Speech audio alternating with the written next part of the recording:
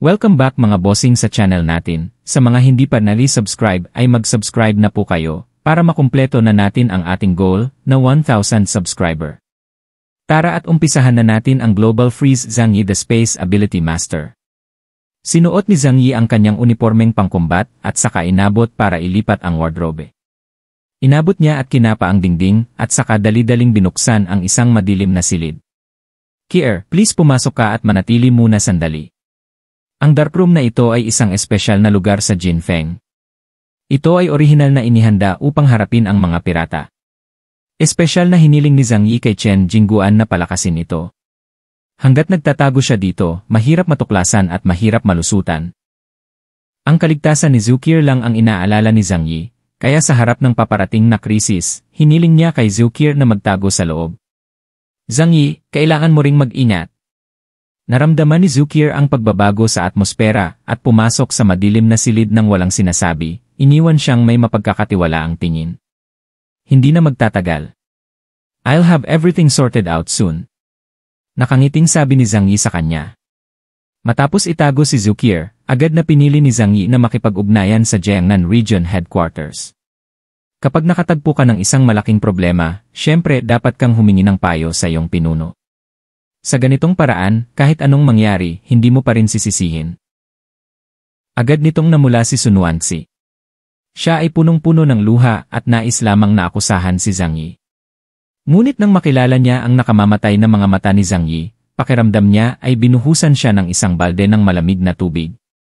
Wala siyang lakas ng loob na magsalita, at mabilis siyang lumabas ng kwarto kasama si Tommy na parang tatakas. Medyo nalungkot si Zhu Yongke, ngunit hindi siya nangahas na ipakita ito sa oras na ito. Tinanong lang, ano ang problema? Darating ang Colombian Navy upang siyasatin ang aming barko. Agad na kumunot ang noo ni Zhu Yongke nang marinig ito. Bagamat hindi siya gaanong kasangkot sa mundo, alam din niya na ang misyong ito ay napakahalaga, lalo na't hindi makukuha ng ibang mga bansa ang impormasyon. Ang pinakamahalagang bagay para sa amin ay harangan ang bibig ni Li Zhongyu. Umisi si Zhang Yi, magagarantiya mo ba na hindi niya sinabi sa iba ang impormasyon sa loob ng kalahating taon sa Yanliu Island? Lahat ng tao sa barko ay hindi maaaring magkamali ngayon. Kung hindi, hindi ko kayang bayaran ang ganoong kalaking panganib. Sa sinabi nito, itinuro siya ni Zhang Yi, syempre, pagkatapos makipag-ugnayan kay Zhu Shui mamaya, maaari mong gawin ang responsibilidad na ito sa iyong sariling pangalan. Nanlamig ang mukha ni Zhu Yongke, bakit ako? Nagreklamo siya, ngunit napakatapat pa rin niya at mabilis na kinuha ang base station ng komunikasyon at mahusay na nakipag-ugnayan sa Jiangnan Region Headquarters. Hindi nagtagal, ang communicator ni Zhu Zeng ay konektado dito at ang maringal at parisukat na mukha ni Zhu Zeng ay lumitaw sa transparent na asul na screen. Skylark, anong nangyari? Pinag-cruise ni Zhu Zeng ang kanyang mga kamay sa mesa at nagtanong sa maringal na boses. Napatingin si Zhu Yongke kay Zhang Yi sa tabi niya. Inihilig ni Zhang Yi ang kanyang ulo at sinabing, ako si Shui Zhu. Lahat ng tao sa barko ay hindi maaaring magkamali ngayon. Kung hindi, hindi ko kayang bayaran ang ganoong kalaking panganib. Sa sinabi nito, itinuro siya ni Zhang Yi, syempre, pagkatapos makipag-ugnayan kay Zhu Shui mamaya, maaari mong gawin ang responsibilidad na ito sa iyong sariling pangalan. Nanlamig ang mukha ni Zhu Yongke, bakit ako? Nagreklamo siya, ngunit napakatapat pa rin niya at mabilis na kinuha ang base station ng komunikasyon at mahusay na nakipag-ugnayan sa Jiangnan Region Headquarters. Hindi nagtagal, ang communicator ni Zhu Zeng ay konektado dito at ang maringal at parisukat na mukha ni Zhu Zeng ay lumitaw sa transparent na asul na screen. Skylark, anong nangyari? Pinag-cruise ni Zhu Zeng ang kanyang mga kamay sa mesa at nagtanong sa maringal na boses. Napatingin si Zhu Yongke kay Zhang Yi sa tabi niya. Inihilig ni Zhang Yi ang kanyang ulo at sinabing, ako si Shui Zhu. Sa isang saglit lang, natuklasan ni Zhu Yongke na ang kanyang tiyuhin ay may kakaibang kakayahan sa pagbabago ng mukha. Nang makita niya si Zhang Yi, ang kamahalan at solemnidad sa kanyang mukha ay biglang natunaw na parang yelo at nyebe na sumasalubong sa araw. Sa halip, puno ng ngiti ang mukha nito, parang mabait na matanda. Zhang Yi, anong meron? Anong nangyari? Sinabi ni Zhang Yi, ang pinakamasamang nangyari. Sa pagbabalik, nakatagpo kami ng inspeksyon ng Colombian Navy. Nang marinig ito ni Zhu Zeng, naging matalim ang kanyang mga mata. He crossed his hands under his chin. Colombia's Navy, the last thing I want to encounter is them. Ano ang kasalukuyang sitwasyon? Sabihin mo sa akin ng detalyado. Gagawa si Zhang Yi ng mahabang kwento. Ang kanilang barko ay nagbigay sa amin ng babala at malapit na. Ang partikular na dahilan ay hindi malinaw at hindi ko masabi kung gumagawa lang sila ng pangkalahatang inspeksyon o natuklasan ang aming misyon. Ano ang susunod nating gagawin? Magbigay ng mga tagubilin mula sa pinuno. Si Zhang Yi ay napakatalino. Ayon sa kanyang karakter, siya ay papatay ng mga tao nang hindi sinasadya. Kung nakapatay siya ng isang tao mula sa Colombian Navy at lumubog ang barko, tiyak na isa itong malaking aksidente. Pagdating ng panahon para panagutin ang mga tao, kaninong kasalanan ito? Kaya ngayon ibinato niya ang tanong kay Zhu Zeng. Anyway, gagawin ko lahat ng ipagawa mo. Bilang subordinate, ang pinakabawal ay kumilos batay sa paghula sa intensyon ng pinuno kapag may problemang hindi mo sigurado. Ang pagpapaliwanag ng mga bagay ng malinaw ay hindi lamang makakapigil sa iyo na ipakita na wala kang opinyon, ngunit may isip din ng iyong boss na ikaw ay maingat. Upang ilagay ito ng simple, itapon ang sisihin at iyon lang. Sa lugar ng trabaho, ang pinakamahalagang bagay ay protektahan muna ang iyong sarili. Natahimik din si Zhu Zeng. Walang malinaw sa sitwasyon ngayon at walang nakakaalam kung paano ito pinakamahusay na haharapin. Ang pinakamahalagang bagay sa ngayon ay upang malaman ang kanilang layunin. At upang matiyak na ang impormasyon tungkol sa bagay na iyon ay hindi mailik. Malalim na sabi ni Zhu Zeng. Tumango si Zhang Yi, tama ka, sa palagay ko ay ganoon din ngunit kung may salungatan, o nalaman kong nanganganib na malantad ang misyon, maaari ba akong madaling gawin ito? Halimbawa sirain sila. Lalong naging makapal ang ngiti sa labi ni Zhang Yi. Ang bagay na ito ang higit na nag-aalala sa kanya. Kung talagang nawasak ang mga barkong pandigma ng Colombian Navy, imposible ito maliban kung mayroon siyang kapangyarihan ng rehiyon na. Kung hindi hihingi ng gulo si Zhang Yi. Sa madaling salita, kung walang sumusuporta sa kanya, kahit na ibigay niya sa iba ang impormasyon tungkol sa pinagmulan ng Diyos, hindi siya magiging hangal na lumaban sa buong Colombian Navy Ocean Fleet ng mag-isa sa karagatan. Iyan ay katumbas ng paghahanap ng kamatayan. Naging malalim ang mga mata ni Zhu Zeng. Sinabi niya nang walang anumang pag-aalinlangan, hindi, ang impormasyon tungkol sa mga bagay na ito ay napakalihim, at ito ay may kaugnayan sa mga interes ng ating buong rehiyon ng Jiangnan, at maging ang buong kaharian ng Huaxu. Zhang Yi, dapat mong tiyakin na ang impormasyon ay hindi mailalabas, kahit anong paraan ang gamitin, naiintindihan mo ba? Pinikit ni Zhang Yi ang kanyang mga mata. Kahit anong paraan ang ginagamit, ibig sabihin, sa anumang halaga. Kaya kong gawin ang lahat, tama. Ang kanyang mga mata ay sumulyap kay Zhu Yongke ng malabo. Sa madaling salita, hindi mahalaga kahit na iwanan mo ang barko at umalis sa oras na yon, tama ba? Siyempre, upang matiyak ang ganap na seguridad ng impormasyon. Sa kanyang pag-alis, pinapatay niya ang lahat ng nasa barko. Sa anumang halaga. Kahit na ang ibig sabihin nito ay makipagdigma sa hukbong dagat ng Colombia. Si Zhu Zeng ay may matatag na saloobin tungkol dito. Huwag kang mag-alala, kapag may nangyari, may isang tao sa amin na pupunta para tulungan ka. At makikipag-ugnayan ako sa East China Sea region at hihilingin sa kanilang mga tao na pigilin ang Colombian Naval Fleet. At dapat mong ibalik ang impormasyon tungkol sa bagay na iyon. Sa oras na ito, kung walang paraan upang makakuha ng impormasyon tungkol sa pinagmulan ng Diyos lamang, mas gugustuhin ni Zhu Zeng na ibahagi ito sa East China Sea region. Kung tutuusin, mas mabuti iyon kaysa sa mga balitang tumagas sa Colombia. Sa iyong mga salita, alam ko kung ano ang gagawin. Well, sige at gawin mo ito ng buong tapang. Tandaan mo, may isang malakas na inang bayan sa likod mo. Itinaas ni Zhang Yi ang kanyang kanang kamay sa kanyang templo. Katapatan. Pagkatapos niyang tapusin ang tawag ay ibinaba niya ang kanyang mga kamay. Nakuha na niya ang buong pag-uusap kasama ang mga kagamitang pang-video sa kanyang uniforme sa labanan. Kung sakaling may mangyari, si Lao Zhu ang sisisihin. Pagkatapos mag-ulat kay Zhu Zeng, alam ni Zhang Yi ang gagawin. Tumalikod siya at umalis. Mabilis na hinawakan ni Zhu Yongke ang kanyang manggas. Zhang Yi, ano ang susunod nating gagawin? May maitutulong ba ako? Nilingon siya ni Zhang Yi at sinabing, huwag kang magdulot ng gulo, iyon ang pinakamalaking tulong sa akin. Nanlamig ang mukha ni Zhu Yongke, at tahimik niyang binitawan ang kanyang kamay sa kahihiyan. Gayunpaman, mahirap sabihin ito. Biglang sabi ni Zhang Yi, "If I encounter special circumstances, I do need your help. It's just that the sacrifice might be a little bigger for you. Are you willing?" Saglit na nag-isip si Zhu Yongke, at wala talaga siyang ginagawang kapaki-pakinabang na mga bagay habang naglalakbay. Sacrifice or something like that, kasama si Zhang Yi, imposibleng may mangyari talaga sa kanya. Pagkatapos ng lahat, siya ay pamangkin ni Zhu Zeng.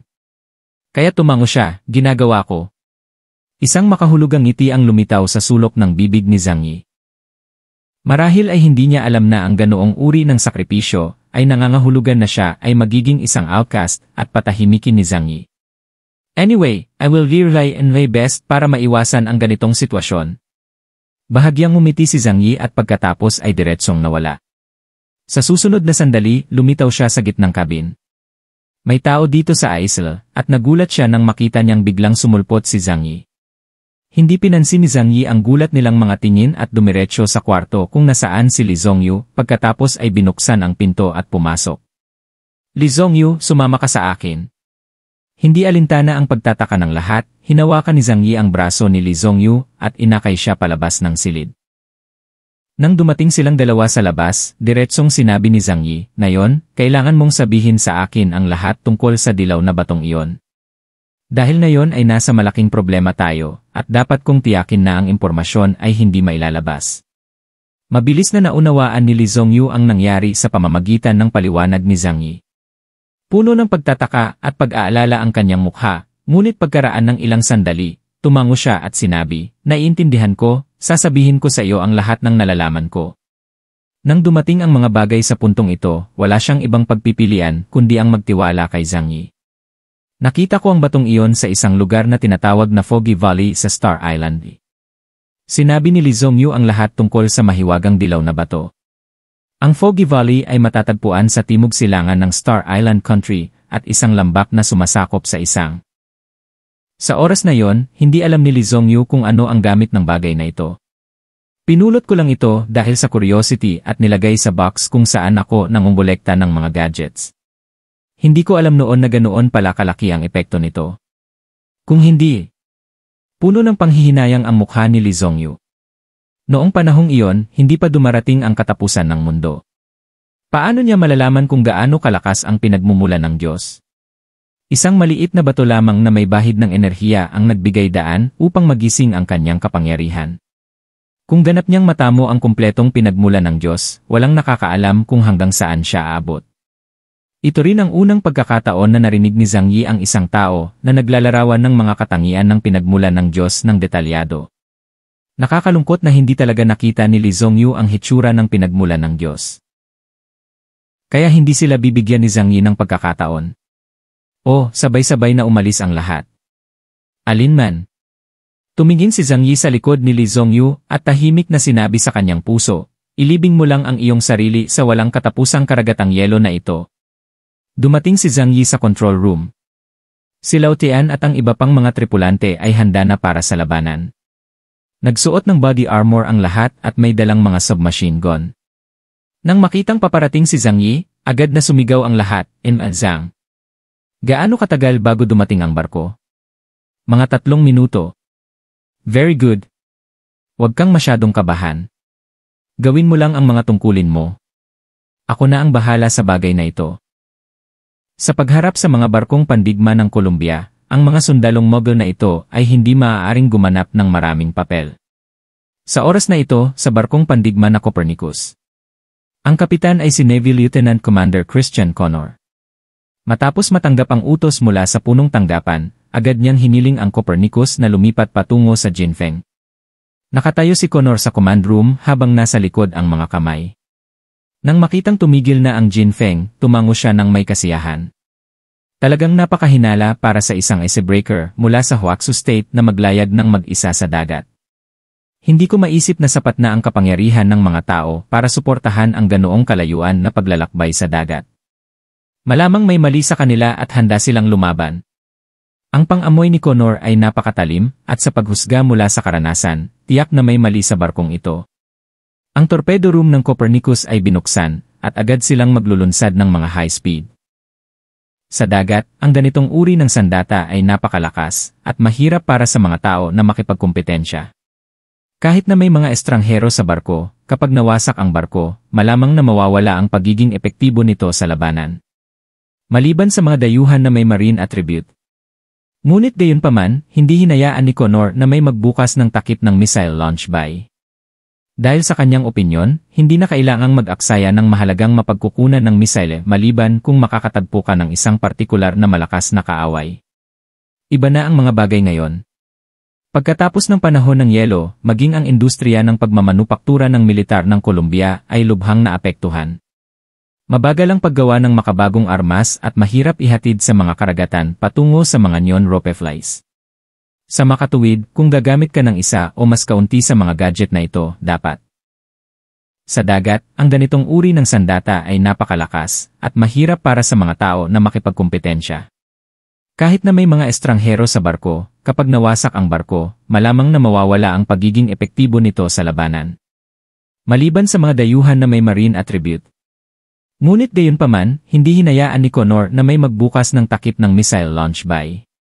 Dahil sa kanyang opinyon, hindi na kailangang mag-aksaya ng mahalagang mapagkukunan ng misile maliban kung makakatagpo ka ng isang partikular na malakas na kaaway. Iba na ang mga bagay ngayon. Pagkatapos ng panahon ng yelo, maging ang industriya ng pagmamanupaktura ng militar ng Colombia ay lubhang naapektuhan. Mabagal ang paggawa ng makabagong armas at mahirap ihatid sa mga karagatan patungo sa mga neon rockeflies. Sa makatuwid, kung gagamit ka ng isa o mas kaunti sa mga gadget na ito, dapat. Naging maingat si Connor. Sa panahong ito ng malaking mutation, walang nakakaalam kung anong klaseng kalaban ang makakaharap nila balang araw. Kaya't ikinulong na lamang niya ang Jin Feng gamit ang mga torpedo mula sa malayo, ngunit hindi direktang hinayaan na makalapit ang Copernicus. Sa halip, pinasakay si Balot Kulim sa barko para sa inspeksyon. Kapitan! Kinuha ni Giovanna ang order at umalis. Hiniling din ni Connor sa mga sundalo na bigyan ng babala ang Jin Feng. Mangyaring bigyang pansin ang mga barko sa harap, kami ang Colombian Navy Ocean Fleet, at magsasagawa kami ng boarding inspection sa iyo sa susunod. Mangyaring aktibong makipagtulungan at huwag subukang tumakas o lumaban. Kung hindi, may karapatan kaming salakayin ang iyong barko. Matapos marinig ni Zhang Yi ang boses mula sa kabilang partido, bahagyang kumunot ang noo niya at lumitaw ang pagngisi sa gilid ng kanyang bibig. Inspeksyon sa pagsakay. Sinabi ni Lao Tian na may pagtatampo na mukha, Yim and Zhang, dapat ba tayong maghanda sa pag-atake sa kanilang barko? Kalimutan mo na ito, sa kakaunting armas at kagamitan na mayroon tayo, paano natin lalabanan ang pinaka-advanced na cruiser ng Colombia? Lahat ng tao ay gumaganap ng kanyang mga tungkulin. Wala kang dapat ipag-alala. Hintayin mo lang ang aking mga tagubilin. Tumalikod si Zhang Yi at naglakad patungo sa deck. Ngunit pagkalabas ng hatch, bigla siyang nagulat nang makitang nagbago na ang kulay ng langit sa itaas ng kanyang ulo. Ang makulimlim na ulap ay unti-unting naging kulay abo mula sa kulay abo puti, na umaaligid at nakasabit sa itaas ng kanilang mga ulo. Patter.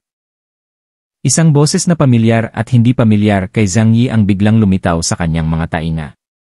Sa isang sandali, ang pag-iisip ni Zhang Yi ay nasa kawalan ng ulirat. Hindi naman siya dapat pamilyar sa boses na ito, pero matagal na talaga niya itong narinig. Tik! May biglang bumagsak sa balikat niya. Tumingin si Zhang Yi sa ibaba at nalaman na ito ay isang patak ng ulan. Sa oras na ito, ang temperatura sa labas ay nasa pagitan ng 30 at 40 degrees sa ibaba ng zero. Umulan talaga sa ganoong sitwasyon, na halos isipin ni Zhang Yi na naghahalusinate siya. Ngunit sa lalong madaling panahon, mas maraming ulan ang bumagsak mula sa mga ulap at bumagsak sa Jin Feng. Talaga bang? Bahagyang nagulat si Zhang Yi, ngunit agad niyang napagtanto na tiyak na hindi ito ordinaryong ulan. Pero hindi alam ng iba. Matagal na silang nanlumo sa bangka, at ngayon ay nakita na nila si Yu na matagal na nilang hindi nakikita. Lahat sila ay masayang tumakbo palabas ng kabin para panoorin ang saya. Ang mga tao sa ibabang kabin ay hindi makakalabas, ngunit ang grupo ng daloy ng bato ay malayang gumagalaw sa araw. Kaya nagmadali silang lumabas. Umuulan talaga. Ang galing. Nakalipas na ba ang Ice Age? Babalik ba tayo sa dati nating buhay? Sina Zuyongke at Sunuansi ay naakit din sa ulan. Nakasandal silang dalawa sa bintana, mukhang lasing. Ang ganda ng ulan. Sabay na tayo. Nagtakbuhan palabas ang dalawang babae na magkahawak kamay at nakangiti. Sa oras na ito, masayang naghiyawan ang mga tao sa kubyerta. Gayunpaman, ang tunog na ito ay hindi nagtagal, at hindi nagtagal ay naghiyawan ang mga tao. Bumuhos ang ulan sa kanilang mga ulo, at ang kanilang buhok ay agad na nakalbo, at ang mga putok ng puting usok ay lumitaw. Kinakaagnasan din ang makapal na koton na damit at may malalaking butas. Ano? Ang kanilang balat ay nagsimulang magpakita ng kahindik-hindik na mga pulang batik. Tumigil ang lahat sa pagpalakpak at nagmadaling pumunta sa kabin. Gayunpaman, napansin ng ilang tao ang barkong pandigma ng Colombia na nakaparada sa dagat. Nagkatinginan sina Che Haicheng, si Yunfan, at iba pa na may pananabik sa kanilang mga mata. Nagtagumpay ang kanilang plano, at talagang dumating ang barkong pandigma ng Colombia upang iligtas sila. Si Sunuansi at Zuyongke ay nakatayo sa harap ng pinto ng kabin. Nagtataka si Sunuansi na tumingin sa malayo, ha? Bapor pandigma ba ng Colombia yon? Talagang sinabi niya kay Zuyongke na may kagalakan, tingnan mo, napakagwapo ng barkong pandigma ng Colombia. Sumimangot si Zuyongke at malamig na tumingin sa kanya, natatakot ako na hindi mabuti ang taong pumunta rito. Paano kaya? Ikiling ni Sunuansi ang kanyang ulo sa pagkalito, ang Colombia ay isang bansang gustong mapanatili ang kapayapaan. Dapat ay narito sila upang protektahan tayo. Huminga ng malalim si Zuyongke nang walang magawa at tamad na bigyang pansin si Sunuansi, ngunit ang kanyang mga mata ay hindi mapakali na tumingin sa barkong pandigma sa antas ng dagat. Bumalik na ang lahat sa kabin. This is very corrosive acid rain. Mahinahong sabi ni Zhang Yi sa lahat. Sa katunayan, nasuri na agad ng intelligence system ng kanyang combat uniform ang komposisyon ng tubig ulan. Kung wala itong mga espesyal na sangkap, magiging granizo na lang. Ngunit ang mga ito ay hindi gumawa ng anumang pinsala sa kanyang uniforme sa labanan. Ngunit ang Jinfeng ay walang ganoong swerte. Bumagsak ang napaka-corrosive acid rain sa barko, na naging sanhi ng pagkupas ng pintura sa barko, at ang mga gasgas ng kaagnasan ay kasing pangit ng luha. Ang buong barko ay tila nabinyagan ng panahon at naging kulay abo. Tumayo si Zhang Yi sa deck at hindi bumalik sa kabin. Nakatingin ang kanyang mga mata sa harapan. Kung titignan mo ito mula sa isang mataas na altitude sa oras na ito, makikita mo na ang acid rain na ito ay sumasakop lamang sa lugar sa paligid ng Jinfeng. Hindi lumapit ang Copernicus. Pero may dumating na. Si Zhang Yi ay isang top space alien. Siya ay napakasensitibo sa mga pagbabago sa kalawakan. Tuloy-tuloy ang pagbuhos ng ulan. Sa deck na nasa harapan ko, biglang lumitaw ang kakaibang eksena. Tumigil ang ulan sa gitna ng hangin, dumudulas sa magkabilang gilid na parang may nakasalubong na balakid. Kapag tiningnan mong mabuti, dahan-dahan itong nagiging isang grupo ng mga humanoid na nilalang. Sa kawalan, dahan-dahang lumitaw ang kanilang hitsura. Iyon ay 10 armadong Colombian na marino. Nang makita sila ni Zhang Yi, hindi niya namamalayan na ikinumpara sila sa Malay Navy na nakatagpo niya noon. Mula pa lamang sa pagsusuri ng mga armas at kagamitan at sa momentum ng mga sundalo, ang Colombian Navy ay higit sa 2 o 3 antas sa unahan nila. Masasabing balot sila ng kagamitan at armado hanggang sa ngipin. Ang taong nakatayo sa harap nila ay nagbigay sa mga tao ng malamig at nakakatakot na pakiramdam. Nakasuot siya ng makapal na dark green na kapote, isang itim na maskara sa kanyang mukha, at ang kanyang mga kamay sa likod ng kanyang likod. Yung kaya. Agad na nagdesisyon si Zhang Yi.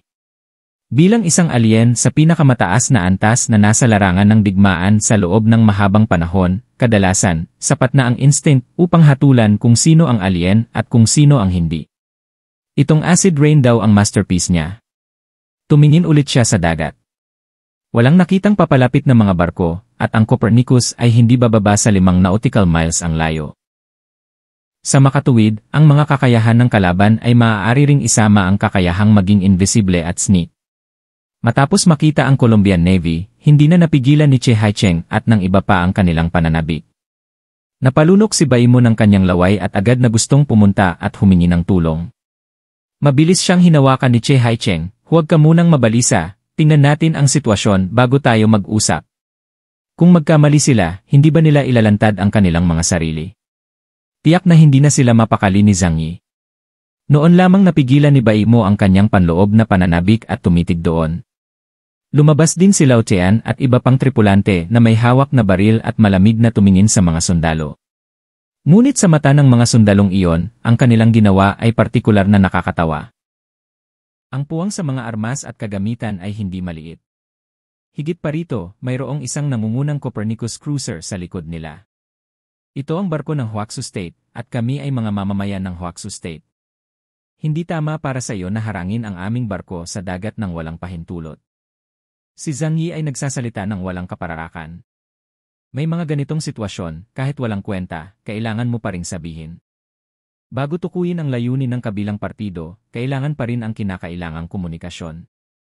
Ang boses ni Kulim ay nanggaling sa ilalim ng kapote. Ikaw ba ang kapitan ng barkong ito? Tumango si Zhang Yi, ako ito. Nagpatuloy si Kulim, kami ay ang Colombian Navy. Nakatanggap kami ng intelihensya na ang iyong barko ay puwersahang pinigil ang ilan sa aming mga mamamayan ng Colombia. Naganap din ang mga hindi makataong pagpatay. Sa makatuwid, ibabalik ka namin para makipagtulungan sa investigasyon.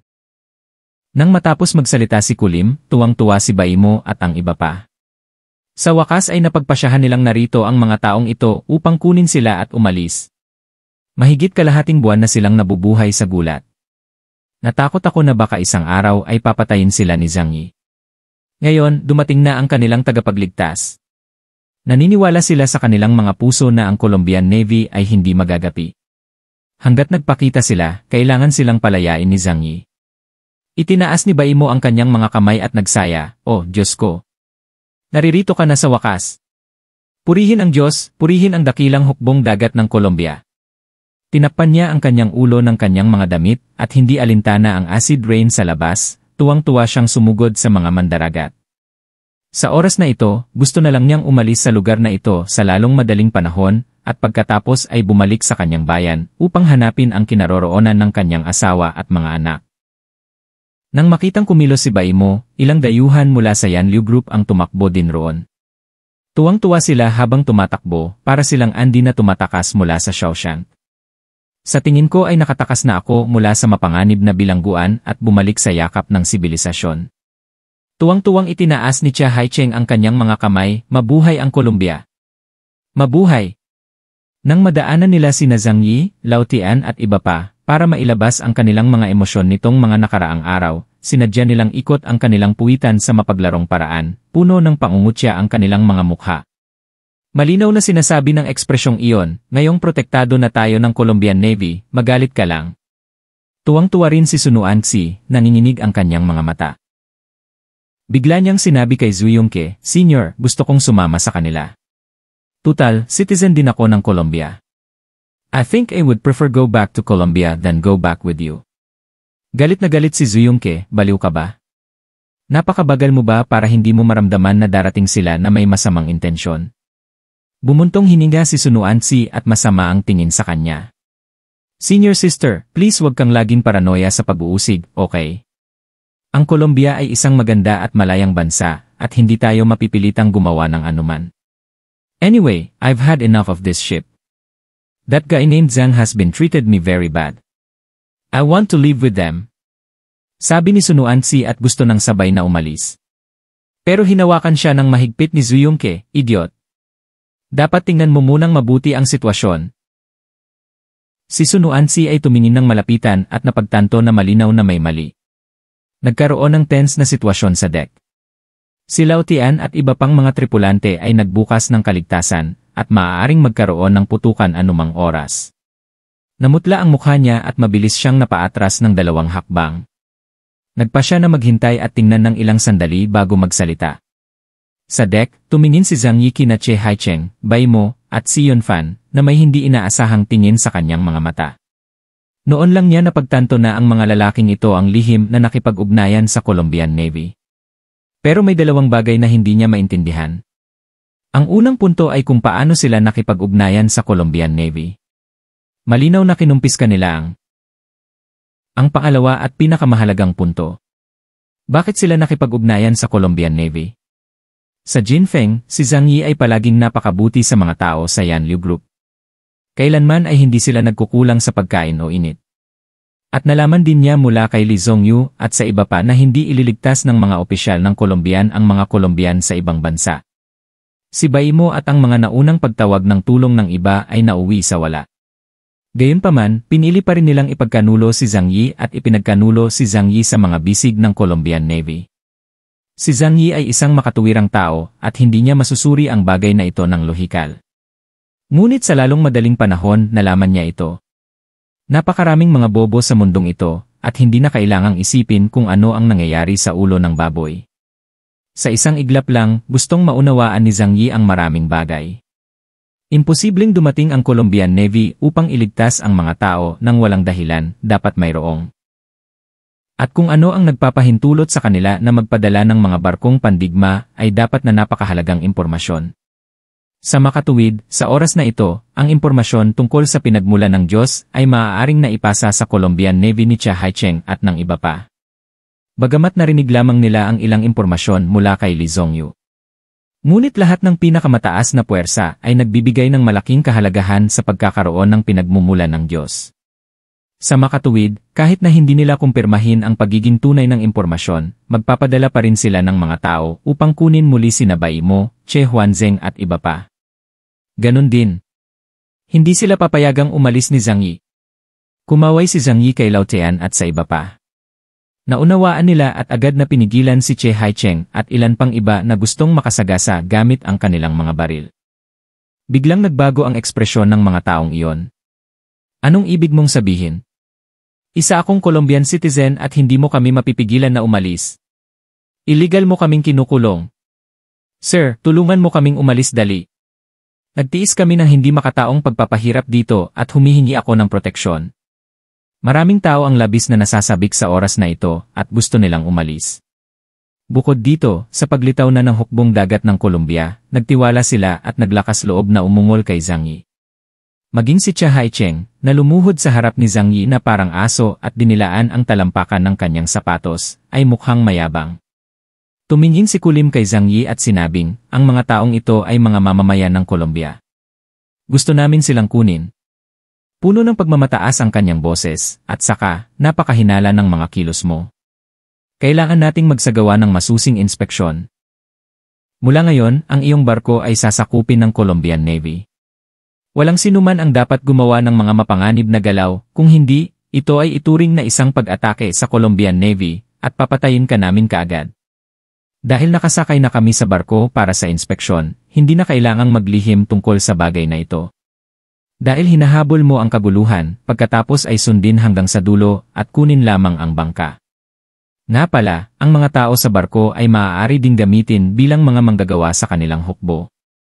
Nang marinig ito, itinuro ni Che Haicheng si Zhang Yi at malakas na sinabi kay Kulim, Sir, gusto kong isumbong ang taong iyon. Siya ay mula sa Huaxu Kingdom at siya ay isang mataas na opisyal. May isang babae sa tabi niya na isa ring matataas na opisyal ng Huaxu Kingdom. Mga kamag-anak ng opisyal. Ang mga taong ito ay may lihim na motibo sa pagpunta sa dagat. Nagtatago sila ng napakalaking sikreto. Hindi natin sila dapat pabayaan.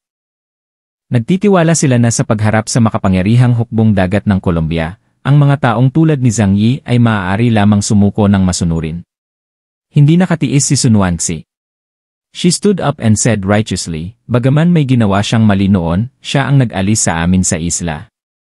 Sa tingin ko lahat ay hindi dapat kumapit sa mga nakaraang sama ng loob. Ang mga gustong pumunta sa Colombia ay dapat pumunta sa Colombia, at ang mga gustong pumunta sa Huaxu Kingdom ay dapat pumunta sa Huaxu Kingdom. Hindi ba maganda yon? Tumingin si Sun Wanxi kay Kulim. Sir, we citizens of Colombia are willing to live with you. Mangyaring huwag ipahiya ang ibang tao sa barko, salamat. Ang kanyang nakangiti at inosenteng tingin ay dahilan para maraming tao ang tumingin sa kanya na may kakaibang tingin sa kanyang mukha. Malamig na sinulyapan siya ni Kulim, saka hindi siya pinansin. Tinignan ni Zhang Yi ang mga mukha ni Che Haicheng at ng iba pa, at bahagyang pinikit ang kanyang mga mata. Dalawa lang ang pagpipilian niya ngayon. Una, patayin ang lahat ng nasa bangka, at pagkatapos ay tumakas kasama si Zukir. Pangalawa, sirain ang Colombian Navy sa harap mo. Gayunpaman, mayroong isang mahusay na pagtaka sa dagat. Ano man ang iyong pagpili, magkakaroon ito ng malaking negatibong kahihinatnan. Kung pipiliin mo ang unang opsyon, ang lahat ng tripulante kasama si Zhu Yongke ay mamamatay na maaaring magdulot ng ilang maliliit na problema sa panig ni Zhu Zeng. Piliin ang pangalawang opsyon. Sa asul na dagat na ito, sa matataas na dagat, ang ganap na pakikipaghiwalay sa Colombian Navy ay hahantong sa hindi maisip na paghihiganti. Malinaw, ito ay magiging mas maginhawa upang piliin ang unang pagpipilian. Ngunit ayaw gawin ito ni Zhang Yi. Wala siyang pakialam sa buhay ng ibang tao. Kung ganoon, ang mga tao sa Jinfeng ay lahat ay kontrolado ng mga pinuno ng Rainman na nasa harapan nila. Pangalawa, hindi mabilis na mapatay ni Zhang Yi ang mga sundalong Colombian sa harap niya. Kapag nalantad ang lakas nito, ang Copernicus ay tiyak na direktang maglulunsad ng mga torpedo. Ito ay isang dilema. Gayunpaman, ang oras ay wala sa panig ni Zhang Yi. Naghanda si Rainman, balot kulim para sa paglaban ni Zhang Yi at ng iba pa. Napaatras siya ng isang hakbang at nawala ang buong katawan niya sa ulan. Si Chi Haicheng at ang iba pa ay mayabang na pinupukaw si Zhang Yi at iba pang mga tripulante. Kinakawag nila ang kanilang mga puwit ng walang prinsipyo, itinaas ang kanilang mga gitnang daliri, at tumawa ng malakas, inilabas ang kanilang galit sa nakalipas na kalahating buwan. Kahit nabigyan sila ni Zhang Yi ng sapat na pagkain, hindi sila mamamatay sa gutom sa Yanliu Island. Ngunit galit pa rin sila kay Zhang Yi. Dahil naramdaman nila na si Zhang Yi at ang mga tripulante ay masyadong mayabang sa kanila, tulad ng mga pastol na nag-aalaga ng mga hayop. Ito marahil ang ibig sabihin ng manalo ng pabor sa bigas at laban sa bigas na may galit. Aasahan nila ang kagandahang naiisip nila sa kanilang mga puso sa malayo. Ngunit sila ay mapili sa mga taong nasa harapan nila na nagbibigay sa kanila ng mga benepisyo. Ngunit wala na sa mga ito ang mahalaga. Sa sandaling nawala si Kulim sa ulan, nagdesisyon din si Zhang Yi. Sandali lang. Gusto kong makausap ang commander mo. Kaya kong ibigay ang gusto niya. Malakas na sigaw ni Zhang Yi. Sa sandaling sinabi ni Zhang Yi ang mga salitang ito, muling lumitaw ang anyo ni Kulim. Naisip mo na, tama? Huminga ng malalim si Zhang Yi. Icebreaker lang kami at hindi pwedeng maging kalaban ng Colombia's Navy. Dahil wala kaming choice, we might as well confess in exchange for better treatment. Napakaprangka niya. Baka sa mukha ng bawat isa sa bangka ang pagtataka. Siguro hindi nila inaasahan na si Zhang Yi ay direktang susuko ng hindi lumalaban. Tumingin si Zhu Yongke kay Zhang Yi, nanlaki ang kanyang mga mata, at galit na sinabi, Zhang Yi. Paano mo ito magagawa? Karapat-dapat ka ba sa aking tiyuhin? Nagmura si Zhang Yi sa kanyang puso, dam babae, wala kang anumang paningin. Sa kabutihang palad, hindi pa narinig ni Kulim ang pangalan ni Zhang Yi. Walang pagtataka sa mga mukha ni Chi Haicheng at ng iba pa. Nagkatinginan silang matagumpay, at pareho nilang naramdaman na inaasahan ang sitwasyon sa harap nila. Pagkatapos ng lahat, sino ang maglalakas loob na harapin ang makapangyarihang hukbong dagat ng Colombia sa dagat? Tama! Bayani ang nakakaalam ng mga pangyayari ngayon. Nakangiting sabi ni Chi Haicheng. Itinaas ni Xion Fan ang kanyang salamin at tinukso, ang iyong mga Chinese idiom ay lalong gumaganda. Umirap si Chi Haicheng, kalokohan, ito ang ating 6,000 taong gulang na tradisyonal na kultura ng Silla, ano ang kinalaman nito sa iyo? Hindi pinansin ni Zhang Yi ang kanibalistik na mga mata ni Zhu Yongke at mahinahong sinabi kay Kulim. I won't make any unnecessary resistance. Iyon naman ang pinunta mo dito, di ba? Marami na akong impormasyon sa aking mga kamay, ngunit hindi ko masabi sa iyo ng direkta. Ang impormasyon ay nalik, kaya mas mabuting gamitin ito bilang pain. Sinabi niya kay Kulim, gusto kong talakayin ang bagay na ito sa iyong commander ng personal. Lahat ng nangyari dito ay natural na nahulog sa mga mata ng kapitan ng Copernicus, Christian Connor. Tungkol ba sa Holy Sephiroth ang pinag-uusapan niya? Baka sa mga mata ni Christian Connor ang pananabik. Nag-isip siya sandali at sinabi kay Kulim sa pamamagitan ng tagapagbalita, maaari akong sumang-ayon sa kanyang kahilingan. Alisin ang lahat ng kanyang mga sandata at dalhin siya dito. Sa kanilang mga mata, ang buong Jinfeng ay isa lamang malaking isda na naghihintay na katayin at maaari nilang putulin ito kahit anong.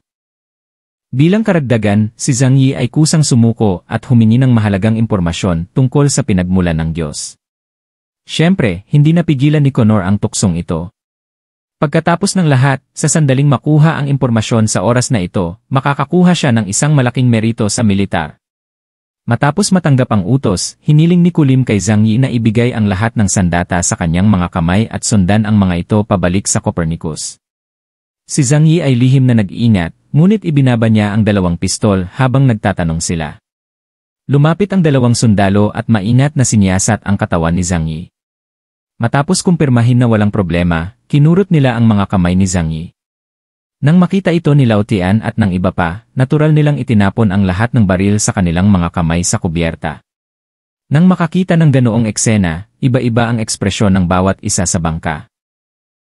Nagalit at naguguluhan si Zhu Yongke, at naisip niya, bakit napakawalang silbi ng Jiangnan God of War.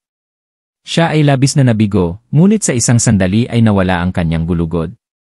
Kung ang kanyang pagkakakilanlan ay ilantad at kukunin ng Colombian Navy, ito ay isang malaking kahihiyan para sa rehiyon ng Jiangnan. Sa oras na yon, mayroon lamang siyang pagkakataong mamatay. Umaasa lang siya na hindi ibunyag ni Zhang Yi ang kanyang pagkakakilanlan. Iba-iba ang ekspresyon ng mga tao sa grupong Yanliu.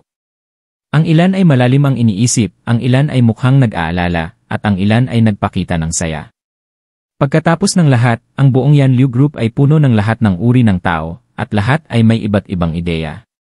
Galit na galit si Che Haicheng at ang iba pa kaya hindi nila napigilang tumawa. Tanging si Lao Tian at ang iba pa ay. Ang dahilan kung bakit nagdududa ang mga taong ito kay Zhang Yi ay dahil lang sa hindi nila naintindihan kung anong uri ng tao si Zhang Yi. Pagkatapos ng mahabang panahon, wala pa bang maraming tao na nalinlang hanggang mamatay ni Zhang Yi sa iba't ibang paraan. Siya ay isang tao na walang dignidad bilang isang malakas na tao, at siya ay pumunta sa sukdulan. Ngunit siya rin ay walang awa sa sukdulan. Kung meron man talagang magpapakawala sa kanya, ano kaya ang mangyayari, hehe? Huwag mong hawakan ang mga tao sa aking barko sa ngayon, kung gusto mong makakuha ng impormasyon mula sa akin. Sabi ni Zhang Yi kay Kulim. Malamig na umuso si Kulim, we are the Colombian Navy. Ang Colombian Navy ay kilala bilang pinakamalakas sa mundo, at hindi sinasabi na mayroon silang mahigpit na disiplina sa militar. At saka, ngayong kailangan na nilang kumuha ng impormasyon kay Zhang Yi, natural na hindi sila gagawa ng aksyon laban kay Lao Tian at sa iba pa. Sa sandaling ito, kinailangan ni Zhang Yi na gawin ang hakbang na ito upang mailigtas ang buhay ng buong barko at maprotektahan ang impormasyon tungkol sa pinagmulan ng mga Diyos.